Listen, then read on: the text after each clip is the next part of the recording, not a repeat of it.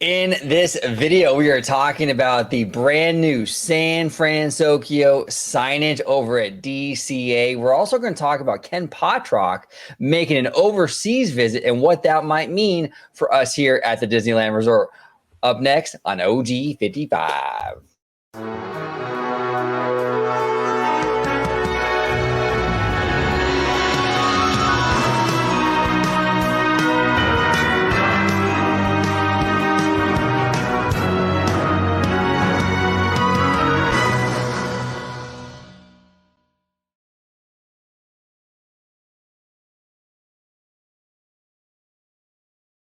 Welcome aboard, everybody, to another episode of Orange Grove 55. We're talking San Fransokyo, we're talking Disneyland Forward, and all kinds of stuff. So it's going to be a great, great show. But before we do that, I want to introduce the one, the only, the Al Pacino of Diz YouTube, Mr. Citrus Corner, the Italiano. Welcome back, George.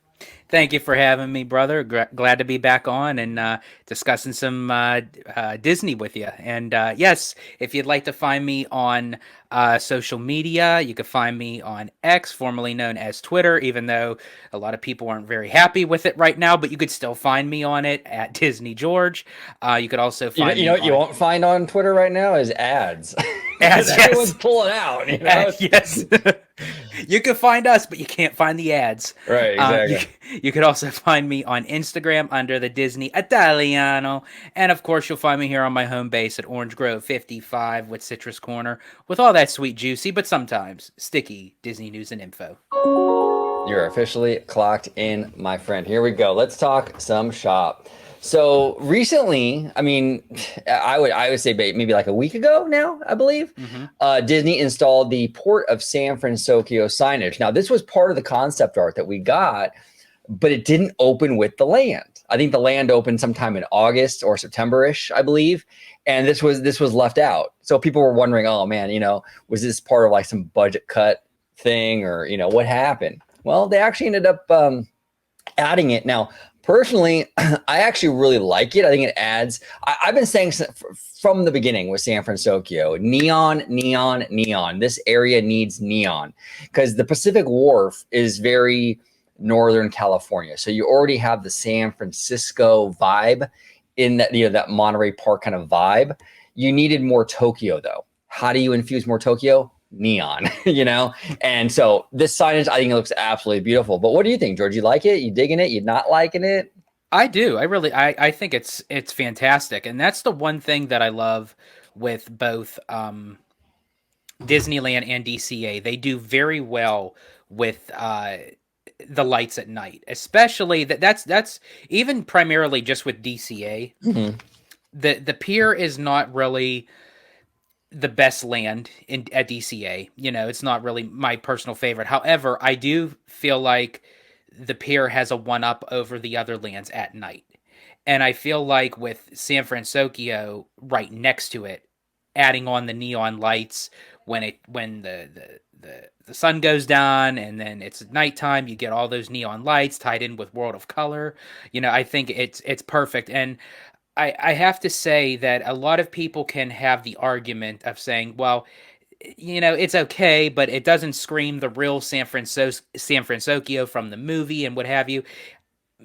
After getting like a full scope in person, I feel like it was not intended for it to be actually San Fransokyo, a replica from the movie. It's almost like a fusion, if you will, of San Fransokyo mixed in with the wharf and keeping that wharf aspect to it. Well, yeah, and what people also have to realize is that San Fransokyo is a city. Like in the movie, and we didn't obviously with Hero and Baymax, their little adventure in that movie, we didn't cover every square inch of San Fransokyo. Obviously, it's a huge city.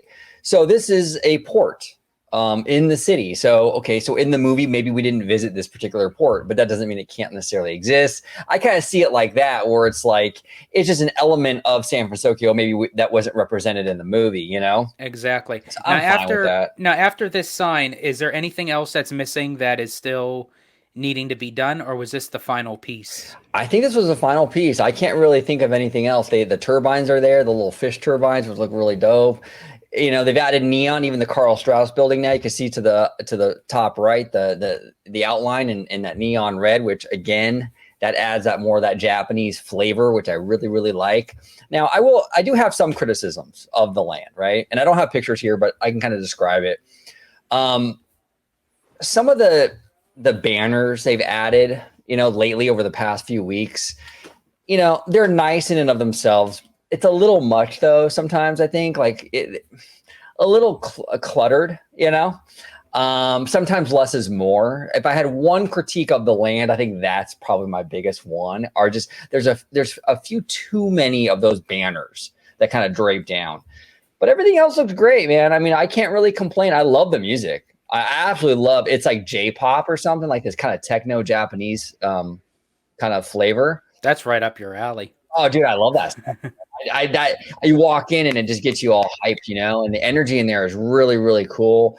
So yeah, overall, I'm pretty happy. Now, did you see the other day with the issues they had with the sign problems? Actually, I think it was like the day before yesterday, I believe. Oh yeah, where several of the letters were flickering or not on at all, and I think that seemed more of a rendition rather than that be San Fransokyo. That seemed more to be San Francisco. Yeah, right. Exactly.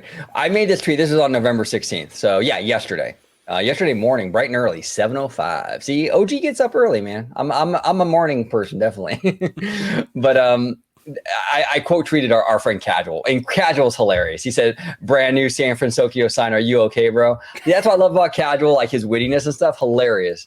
Absolutely love that. But yeah, you can see here like the signage is like flickering and kind of doing some weird stuff, right? Okay. So I made this tweet. I said, "Hey, this has happened with other signs before. It's usually a programming issue. The sign isn't broken. These issues usually resolve by the next day, but we will see. If it continues for many days, might be something else." So I think that was pretty fair there, right? Because I've seen this issue happen around the Disneyland Resort where it was like the flickering lights and what have you. It's usually 9 times out of 10 some sort of programming glitch or issue or something like that in the computer systems.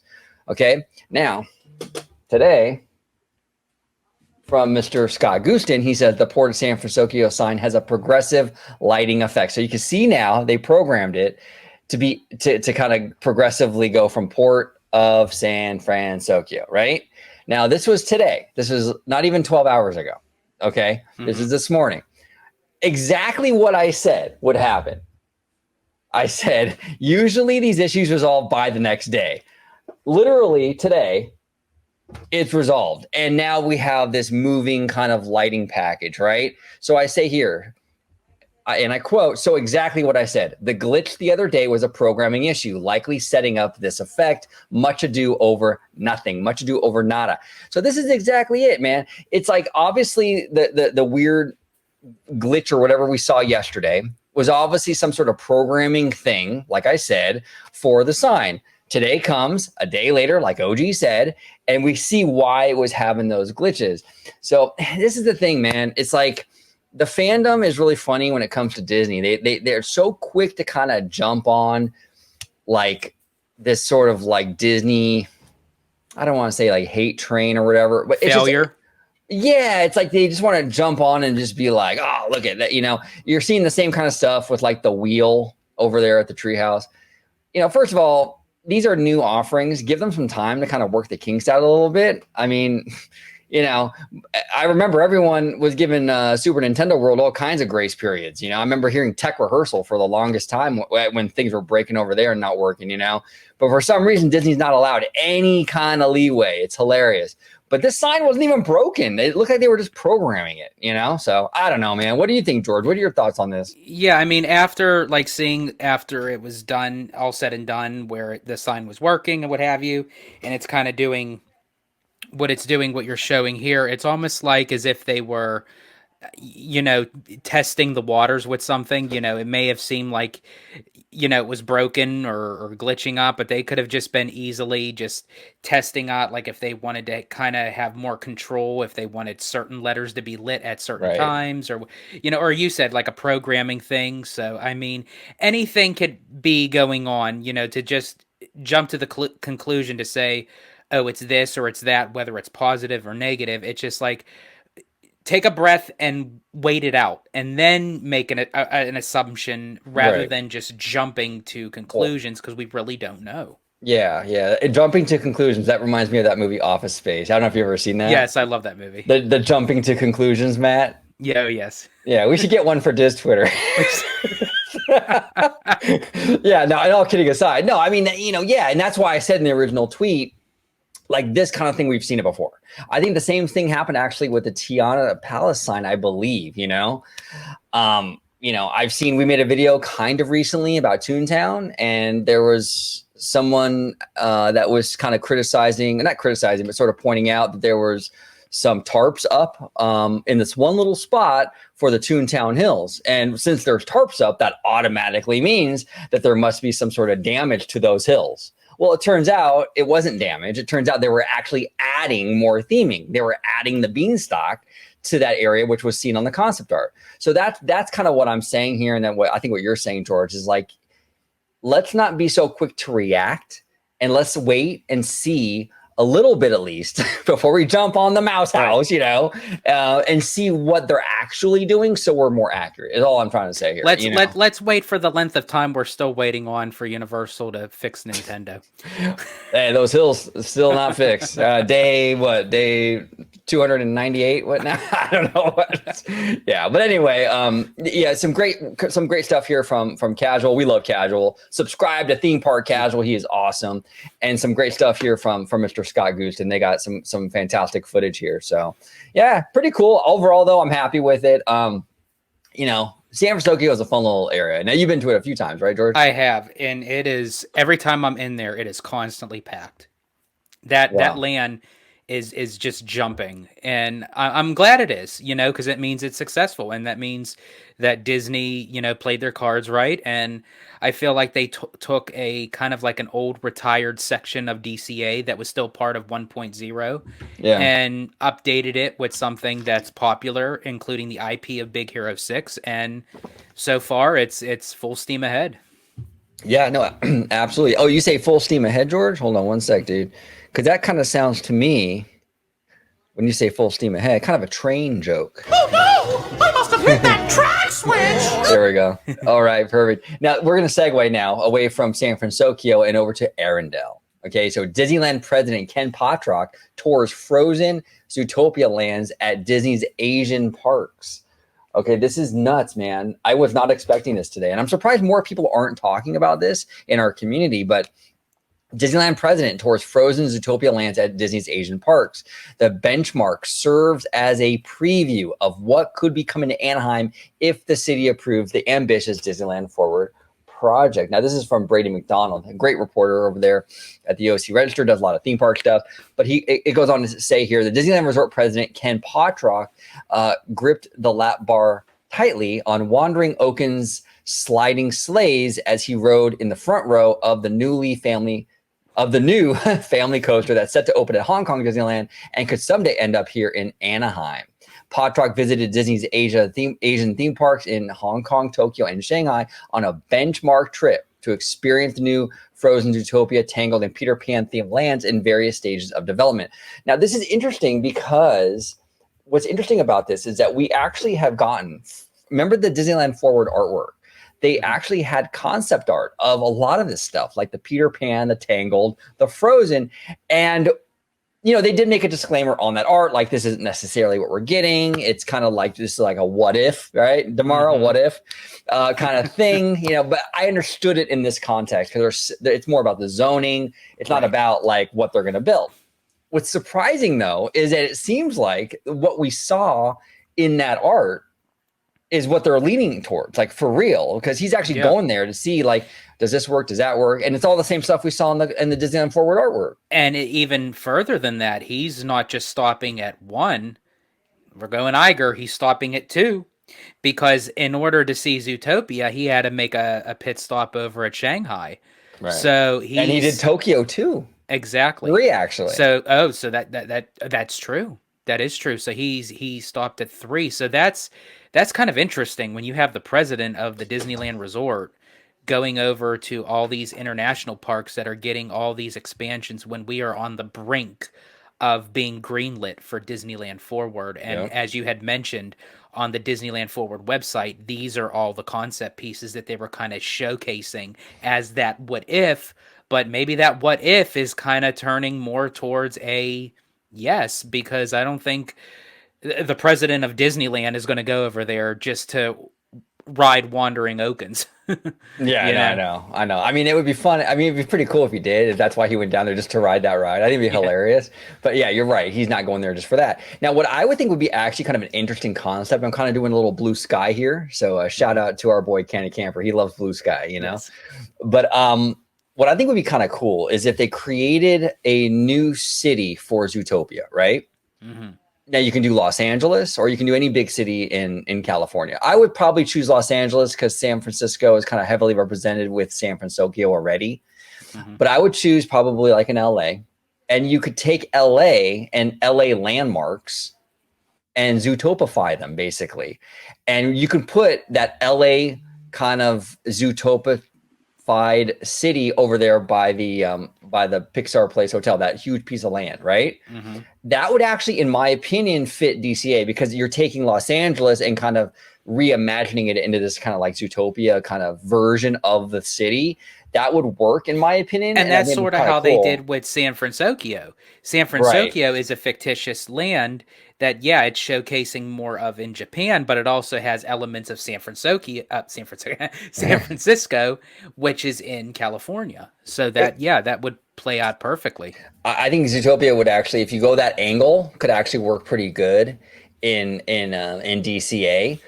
Frozen is obviously that's more Disneyland. I think Frozen actually is really maybe where we wanted Pandora to go in that motorboat sub area. I think that's the best place for them to put it, to be honest. I mean, as much as I still think Pandora would do well at Disneyland Park, if I had to pick and choose between Pandora and Frozen for that specific location, I would gear more towards Frozen because then you have an expansion of Fantasyland, which that's been in talks for quite some time. You have the backdrop of the Matterhorn, Oh which I mean would fit in perfectly with with the Kingdom of Arendelle, yeah, right. and let's face it, I mean Iger announced they're working on Frozen 3 and now a possible Frozen 4, maybe, Right. maybe, Yeah. and all these international parks are getting Arendelle, and yet we have yet to see any kind of Frozen land or official of Frozen attraction, minus the one at Epcot, which was just reskinned from Maelstrom. Right.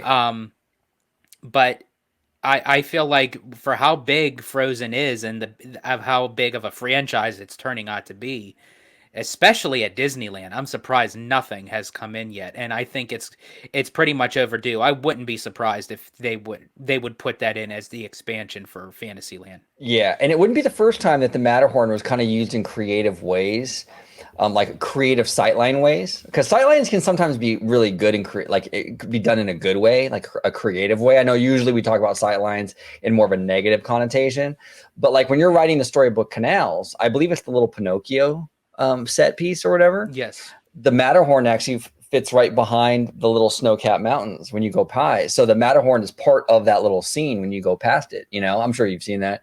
Oh yes, absolutely. It's beautiful, but then also it would be part of Frozen's sort of land, and I think that's kind of cool. And what's actually funny about that is when you go on Storybook Land, right across from Pinocchio is Arendelle.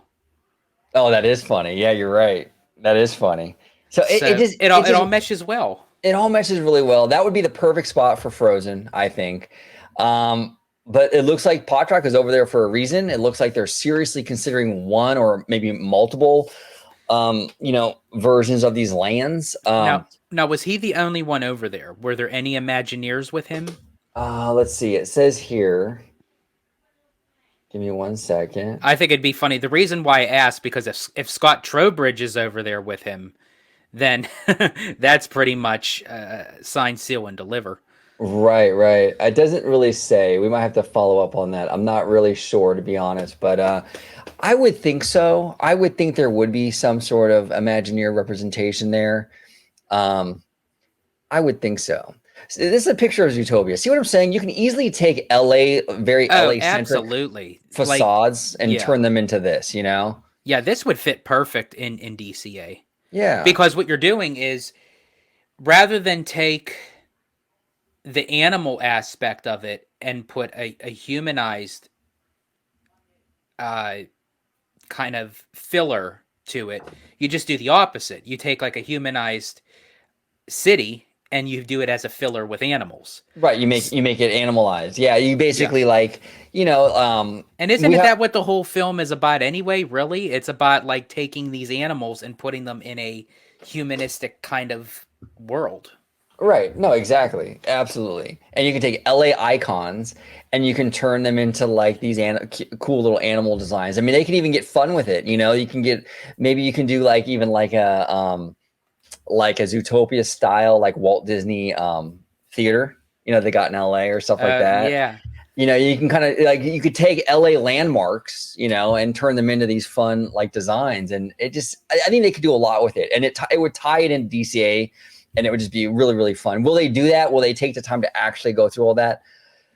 Probably not. I think the likelihood is we would just get the Zootopia. You know what I'm saying? Mm-hmm. But I think that the LA one would be a much better fit for this park if they're even going to keep the California part of it, because I'm not even sure anymore when we're hearing about Pandora. Yeah. I still don't know about that. But yet at the same time, if they bring Pandora over to Disneyland, then there goes more so the area for Arendelle, unless that they have another section for Arendelle, maybe possibly where that Fantasyland theater is.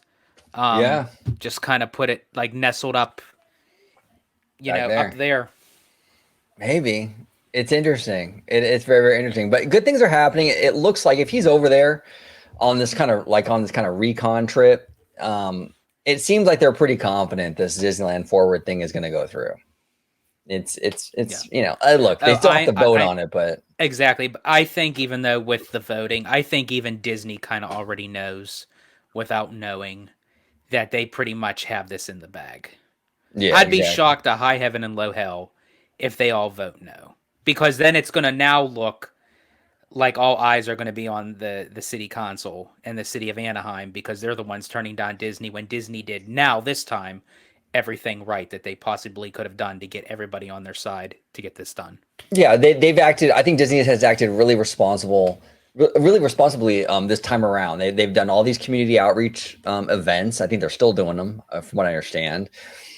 They've worked with the local businesses, the businesses on Harbor Boulevard. They're not excluding them from any gateway project with the bridge and all that. You'll have access to those businesses. If you Hell, go even Newsom, despite of what went down several years ago, keeping right, the resort closed for 412 days, he was in the parks, and I think he kind of recognized of like the major big boo boo that he made, whether or not that you could fully trust the guy or not. It's like right. just take it with a grain of salt. Can you really trust any politician? No, no, exactly. Well, and It's here's the thing too. Yeah, he did go to Disneyland and he was looking at the plans for Disneyland Forward. I think Bob Iger was there as well, if I'm not mistaken.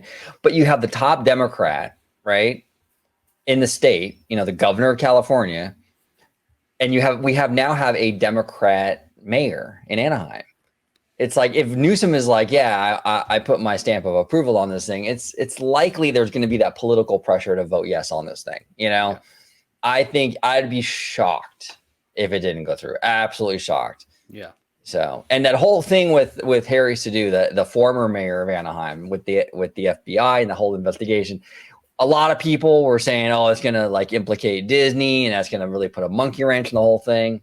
It really didn't. And Disney didn't seem like Disney was involved because it never landed on Disney's doorstep. So, at least as Yeah. far as I know. I mean, if I'm wrong, correct me in the comments, but I don't remember anything coming really on Disney's doorstep with that. It kind of stayed with the mayor and stuff. So, And as far as I know, nothing negative has been coming out of the city council towards Disneyland no, Forward. I mean, they're not really showing any implication that they're. I mean, they're not showing that they're gonna say yes, but yet they're not showing anything negative, so that's good. Yeah, exactly. Yeah, I've seen way more tense times between the city and Disney in the past, with Mayor Tom Tate and all that. I mean, I'm telling you, it's been way worse. Even during the pandy, I mean, it was crazy between Disney and like Newsom and all that stuff. So yeah, I think we're on good footing with Disneyland Forward. I'm glad they're going to the Asian parks for the inspiration as to what they're going to put here because the Asian parks are kind of crushing it right now, like with these lands. So if they I do mean, a replica, you're doing a replica of what the Asian parks have. yeah, So it's like you can't lose. And honestly, it would save Disney a lot of money because basically you're just taking one and you're just multiplying it by whatever. You're not starting off with from something from scratch. oh yeah, no, the R&D, the research and development was already done on these. I mean, the work on the back end is already bought and paid for. All the research and all that stuff that they had to do to build these in the first place is done. So it would be much cheaper to build it again, which is why Disney does these clones because of that very reason is because it is cheaper when you build multiple lands like that. But we'll see how it all pans out. My eyes are more on DCA than Disneyland just because I think DCA needs this way more than Disneyland. Disneyland has gotten so much lately with Galaxy's Edge and the new Toontown and Mickey Minis and all this other stuff. Yes, we got Avengers Campus, but DCA really needs a home run heavy hitter. We only have one e-ticket in that park, really, which is Radiator Springs Racers. We need another e-ticket. Take the pressure off that attraction a little bit because we need one or even two more e-tickets probably. I would say to kind of match up to Disneyland, I would definitely say two. Because Disneyland has so many e-tickets, dude. It's like ridiculous, Yeah. I mean, you gotta DCA will never get to that point, but like at least let's ramp it up a little bit, because it's fallen behind for sure. So yeah, we'll see. Yeah, But because I think if if Pandora comes to DCA, and then if one of these lands, Zootopia, as you had mentioned, I mean that'd probably be a hitter within itself. Zootopia and Pandora. I mean, I don't see how Pandora can still fit in DCA, but just all in the same. If they were to put in Pandora and a Zootopia, they'd be pretty much good to go. Now, this is a long shot, okay? I'm letting everyone know this is an absolute long shot. Maybe these lands won't go to any park that currently exists. Maybe these lands will be for a new third park. I'm just saying, you never know, right? Maybe it'll be some IP park. You're gonna have Zootopia, Pandora, and Neverland, and and call it Epic Disney. But or the wonderful or the worlds of Disney or something crazy like that. Disney. Yeah. But that would make more sense with Pandora. Because Right. I wonder if that's why they're actually saying for Pandora going into DCA to kind of throw everybody off, including, possibly the city of Anaheim to say, oh, yeah, this is going to be part of our third park. And they're going to be like, what third park? Right. Yeah, they're keeping it close to their vest. And we talked about that. Like, it's possible that they're not really giving us a whole lot of detail because of the design forward thing is still kind of up in the air for them. Technically, they haven't voted on it. So maybe Disney doesn't want to say it's going to be a new land or part of a new park or something like that. And they don't want to freak the city out. So let's get it passed and then we'll say what it is, kind of thing. Right. Because look, I mean, and I said it in the other video. I mean, Disney went through hell with Westcott.